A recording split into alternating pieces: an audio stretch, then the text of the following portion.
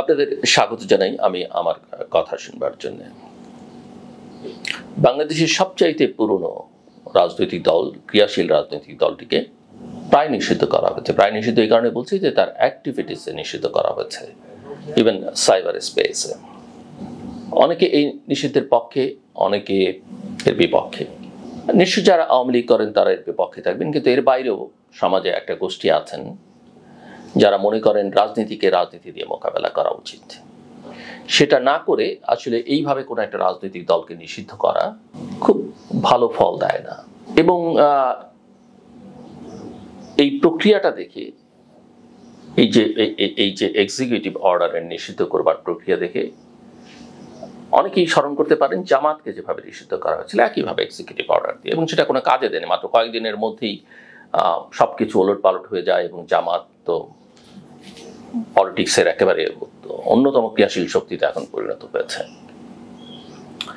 একটা দুর্ভাগ্যজনক বিষয় যে এই নিষিদ্ধকরণ প্রক্রিয়ায়, অর্থাৎ এই যে রাজপথে কিছুটা দাবি, শাহবাগে অবস্থান নেওয়া, শাহবাগ 2013-র কথা আমাদের স্মরণ আছে, 13 আমাদের কি দিয়েছে সেটা আমাদের জানা আছে। 2025-এ যে শাহবাগে যেটা হলো এবং তার প্রেক্ষিতে কিছুটা যমুনায় যাওয়া আসা, যমুনায় যাওয়ার হুমকি, তার মধ্য দিয়ে আওয়ামী লীগকে নিষিদ্ধ করবার এই প্রক্রিয়া আমরা স্লোগান শুনলাম যে গোলাম আজমের বাংলায় আওয়ামী লীগের ঠাঁই নাই।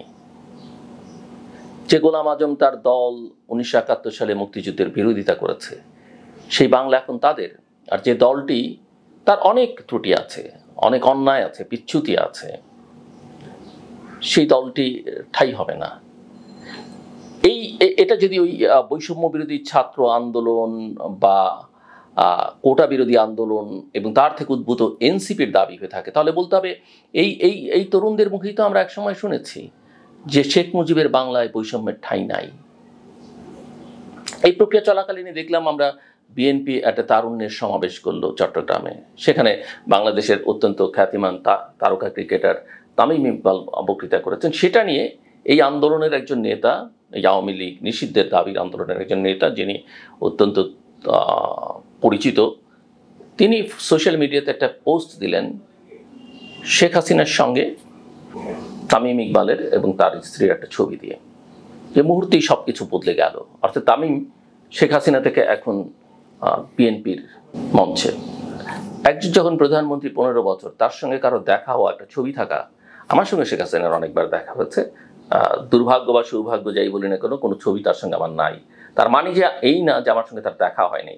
আর ছবি থাকা মানেই এটা না যে তিনি তার দলের হয়ে গেছেন। তামিম তো সাকিবের মতো, মাশরাফির মতো ওই দলে যোগ দেননি, দলের হয়ে বক্তৃতা করেননি, দলের এমপি হননি। কিন্তু আমার প্রশ্ন সেখানে না। আমার প্রশ্ন হচ্ছে, তামিম যদি শেখ হাসিনার সঙ্গে ছবি তোলার অপরাধে হঠাৎ করে বিএনপিতে গিয়ে প্রশ্নের মুখে পড়েন, তাহলে এই যে এনসিপির যে সকল নেতা বা বৈষম্য বিরোধী ছাত্র আন্দোলনের যে সকল নেতা ছাত্রলীগ করতেন, তাদের কি হবে? যে তরুণ বন্ধুটি এই পোস্টটি দিয়েছেন, তিনি নিশ্চয়ই তাদেরকে চেনেন এবং তাদের সঙ্গেই তো চলাফেরা করেন। তাহলে তাদের কি হবে? সেই প্রসঙ্গে তিনি কিছু বলবেন? আমার কাছে মনে হয় যে সরকার একটা ভ্রান্ত পথে, বিশেষ করে প্রফেসর মোহাম্মদ ইউনূস একটা কণ্টকাকীর্ণ পথে, একটা কর্দমাক্ত পথে হাঁটছেন। এবং এই পথে হাঁটতে হাঁটতে এর থেকে তিনি ফেরত আসতে পারবেন কি না, আমার এখন তাকে নিয়েও ভয় হয়। এবং আমি খুব অবাক হব না যদি অচিরেই শুনি যে আমাদের জাতীয় স্লোগান, কেউ একটা স্লোগান তৈরি করে দিল আর বললো যে এটাই এখন থেকে আমাদের জাতীয় স্লোগান। কেউ একটা পতাকার নকশা করে দিয়ে বললো এটাই এখন থেকে আমাদের পতাকা। যেভাবে দাবি উঠছে আর যেভাবে তা মেনে নেওয়া হচ্ছে, তাতে করে ভবিষ্যৎটা খুব বাজে। আমি মূলত এই বিষয়গুলো ধরেই খানিকটা আজকের আলোচনাটাকে এগিয়ে নিতে চাই। রাজনৈতিক দল নিষিদ্ধ করা একটা দেশের গণতান্ত্রিক ইতিহাসে আমার কাছে মনে হয় সবচেয়ে সংবেদনশীল এবং বিতর্কিত সিদ্ধান্তগুলোর মধ্যে অন্যতম একটা সিদ্ধান্ত। এই সিদ্ধান্ত কখনো কখনো রাষ্ট্রের নিরাপত্তা, সাংবিধানিক শৃঙ্খলা কিংবা গণতান্ত্রিক কাঠামোর রক্ষা কবচ হিসেবে ব্যবহৃত হতে পারে বটে, এবং ব্যবহৃত হলেও বাস্তব অভিজ্ঞতা বলছে এবং বৈশ্বিক অভিজ্ঞতার কথা আমি বলছে যে এই পথে হাঁটার প্রতিটি পদক্ষেপই বহুমাত্রিক জটিলতা সৃষ্টি করে, যার প্রতিক্রিয়া দীর্ঘমেয়াদে সমাজে, রাজনীতি এবং বিচার ব্যবস্থায় গভীর থেকে গভীরতর ছায়া ফেলতে পারে। বিশ্ব ইতিহাসে রাজনৈতিক দল নিষিদ্ধ করবার নজির কম নয়। জার্মানির মিলিটেন্ট ডেমোক্রেসি মডেল উল্লেখযোগ্য একটা উদাহরণ হতে পারে। দ্বিতীয় বিশ্বযুদ্ধ পরবর্তী জার্মান সংবিধানে একটি বিধান রাখা হয়েছিল, এটা অনেকেই জানেন। অনেকে এইসব ব্যানিং ট্যানিং এর আলোচনায় আওয়ামী লীগ উদাহরণ হিসেবে টেনেছে। এখনো যারা এই ব্যানিং এর পক্ষে তারা উদাহরণ টানেন এই উদাহরণ, যে ওই জার্মানির ওই বিধানটি ছিল যার আওতায় নাৎসি পার্টিকে নিষিদ্ধ করা হয়। সো এখানকার একটা উদ্দেশ্য ছিল, জার্মানির একটা উদ্দেশ্য ছিল যে একটা গণতান্ত্রিক রাষ্ট্রকে পুনরায় ফ্যাসিবাদী শক্তির হাতে না পড়তে দেয়া।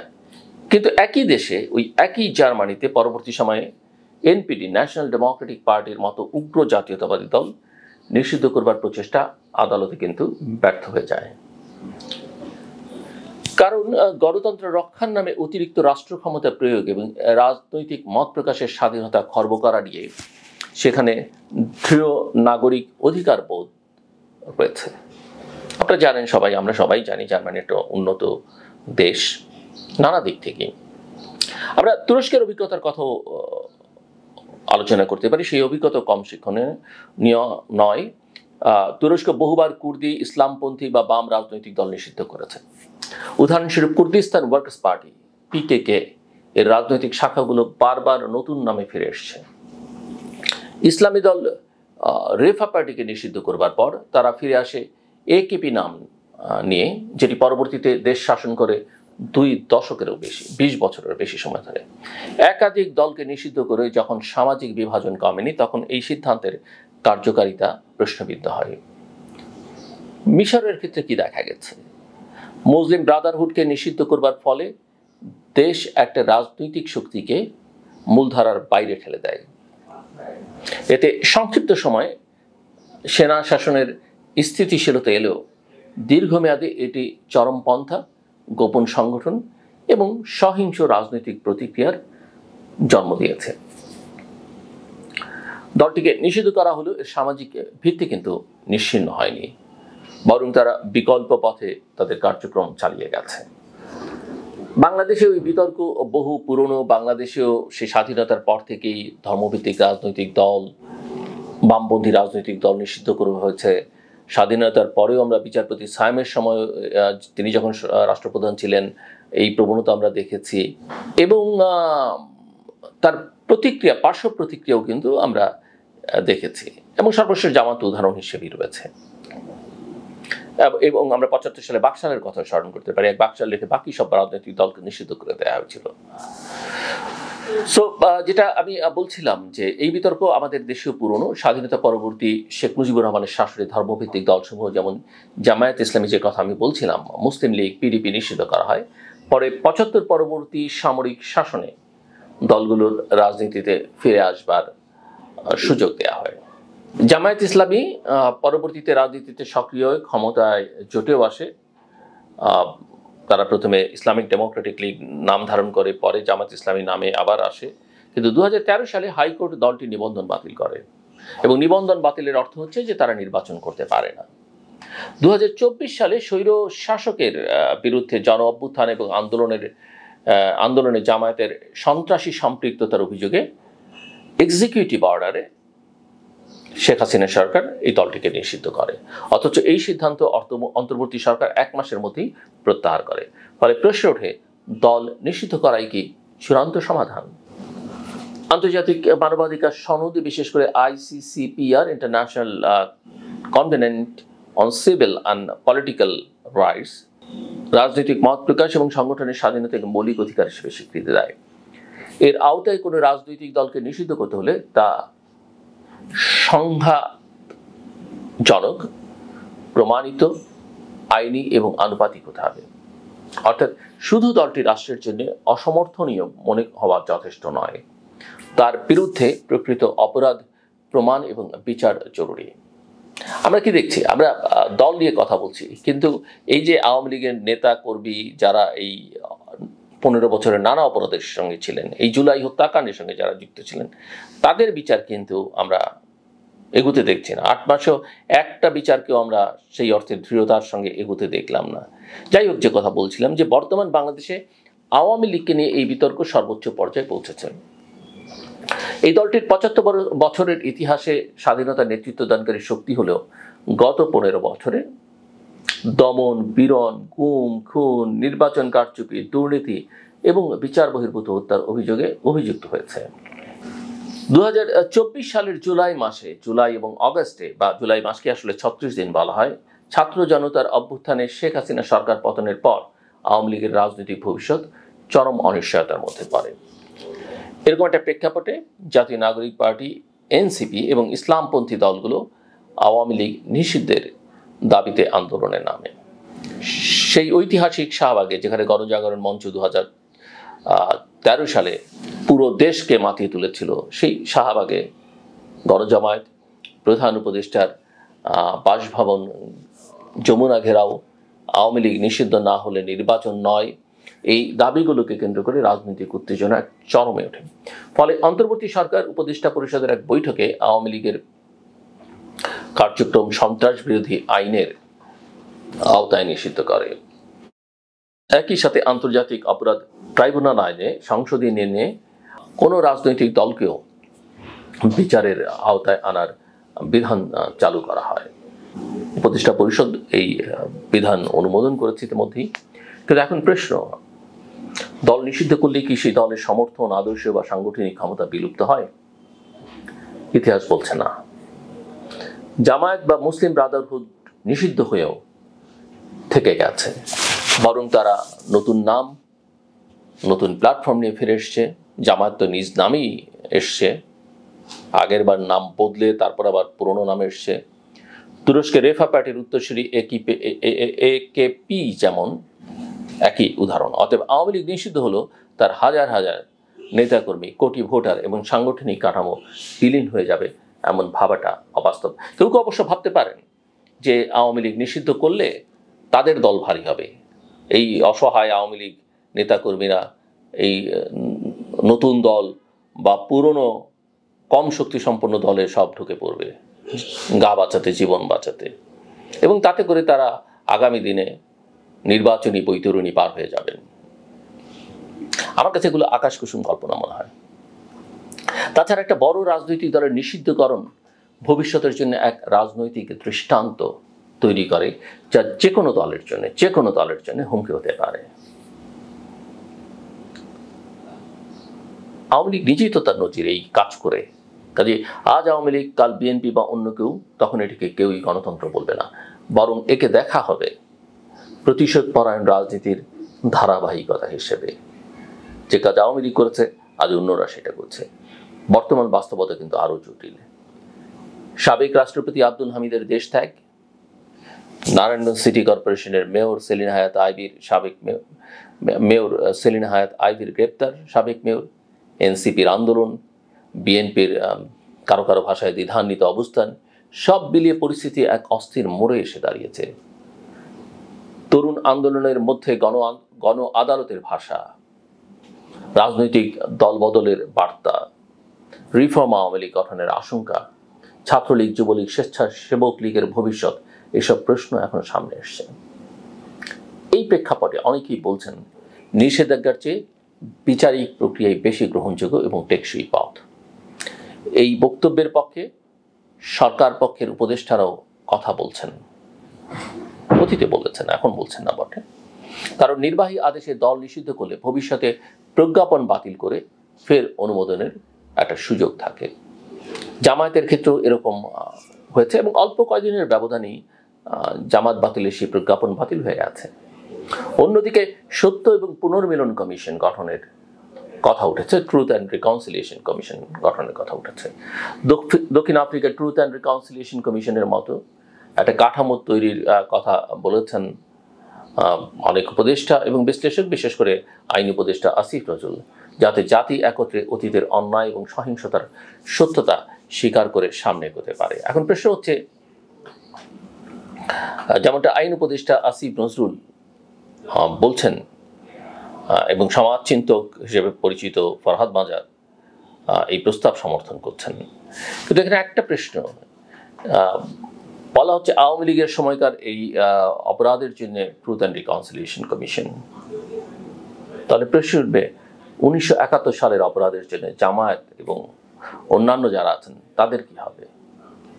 প্রশ্ন হচ্ছে যে 15 বছরে তো নিঃসন্দেহে অপরাধ অন্যায় সবই হয়েছে, কিন্তু অন্যান্য সময় যারা করেছেন, আমি চুনোপুটিদের কথা বলছি না, বড় বড় রাঘব বোয়ালদের কথা বলছি, তাদের কি হবে?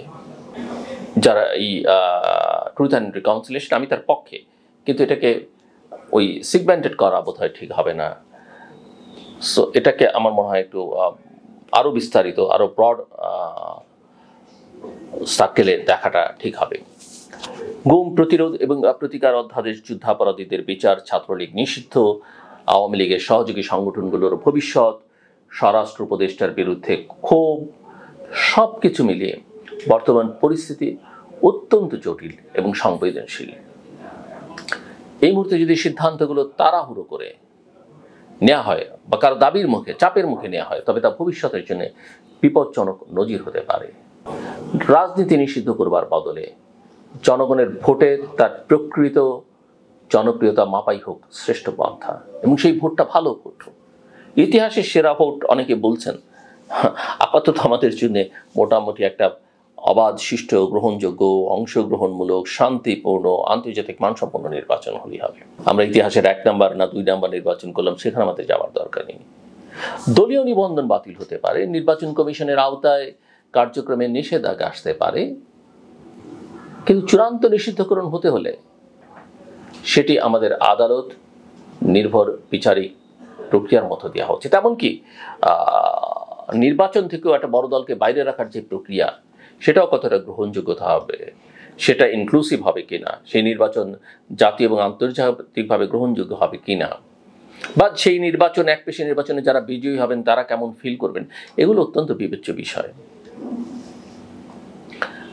একটা দলের মধ্যে অপরাধী থাকতে পারে, কিন্তু দল মানেই অপরাধী নয়। আপনি বিশ্লেষণ তো হ্যাঁ একটা সময়ের জন্য আপনি অপরাধী বলতে পারবেন, কিন্তু পূর্বাপর বিশ্লেষণ করলে কি দাঁড়ায় সেটা আপনাকে মাথায় রাখতে হবে। এই বোধটা যদি আমাদের না থাকে, তাহলে গণতন্ত্র শুধু একজনের বা একটি দলের একচ্ছত্র হয়ে পড়ে। তাই আওয়ামী লীগের বিচার হোক, শাস্তি হোক যদি তারা দোষী হয়, কিন্তু আইন এবং মানবাধিকার লঙ্ঘন করে নয়। এটাই হোক পরবর্তী প্রজন্মের জন্য গণতান্ত্রিক রাজনীতির পাঠ। এই যে কথাগুলো বললাম না, আমি জানি এই কথা শুনতে শুনতেই এখানে আমাকে বাটপার বলা হবে, অশ্লীল কোনো সিনেমার ভাষায় বলা হবে, মাল দে, টাকা দে, আওয়ামী লীগের দোসর বলা হবে, ভারতের দালাল বলা হবে। কিন্তু যারা বলবেন, আমি চ্যালেঞ্জ করে বলতে পারি, আওয়ামী লীগের শাসনামলে আওয়ামী লীগের যেটুকু বিরোধিতা আমি করেছি তার যৎসামান্য তারা করেননি। যে ঝুঁকি আমি নিয়েছি তার কোনো ঝুঁকি তারা নেননি। আমি, আমার পরিবার, আমার সহকর্মীরা যে সাফারিংসের মধ্য দিয়ে আমরা গেছি, তার কিছুই তা কল্পনাও করতে পারবেন না। কাজেই বলা সহজ, রুচির সমস্যা থাকলে, কালচারাল স্ট্যান্ডার্ডের সমস্যা থাকলে সেটা হতে পারে, আমি বিবেচনার মধ্যে নিচ্ছি না।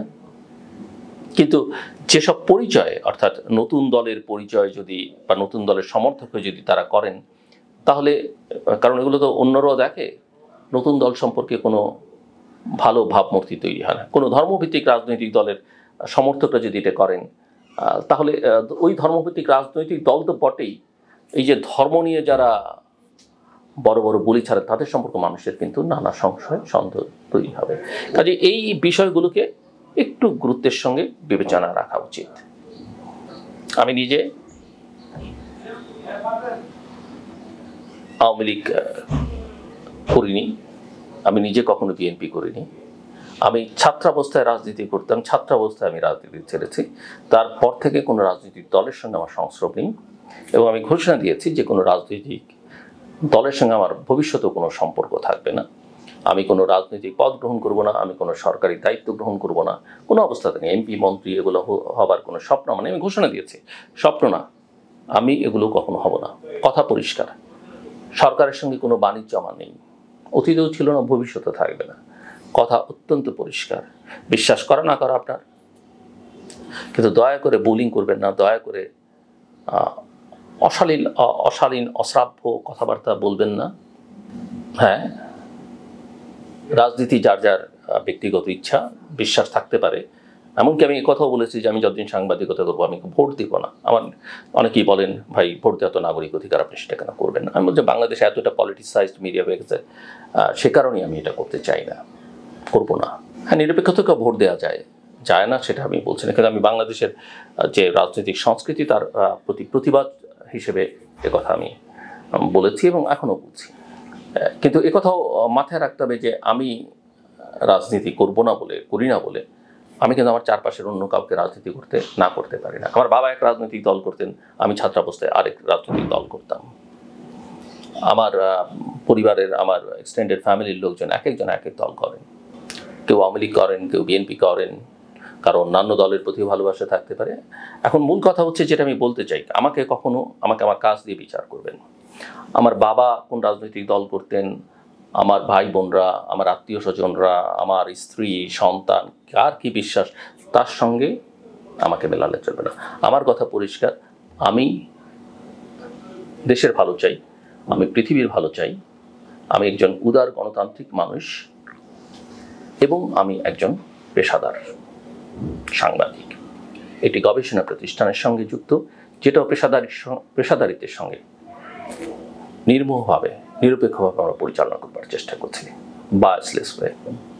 শেষ করবার আগে যে কথাটা আমি বলতে চাই, চলুন আমরা প্রত্যেকে প্রতিদিন অন্তত একজন মানুষের উপকার করি। সৃষ্টিকর্তার সান্নিধ্য আপনি পাবেন স্রষ্টার সৃষ্টির উপকারের মধ্য দিয়ে, সবচেয়ে বড় সহজ উপায়। অন্যান্য জিনিস আপনি করেন, কোনো অসুবিধা নেই, এবং আমি মনে করি এটা করতে পারলে আপনার ভালো লাগবে। ছোট ছোট কাজ আছে, ছোট যে একজন মানুষ এমন একটা কাজ করলেন যে মানুষটা হ্যাপি হলো, বা তাকে একটু সহযোগিতা করা হলো, একটু হেল্প করা হলো, এই কাজটা আমরা প্রতিদিন একটা রুটিন হিসেবে নেই, এবং দেখবেন আপনি ভালো থাকবেন, আপনার চারপাশ ভালো থাকবে। আমার কথা শুনবার জন্য অসংখ্য ধন্যবাদ, আপনাদের সবার জন্য শুভকামনা।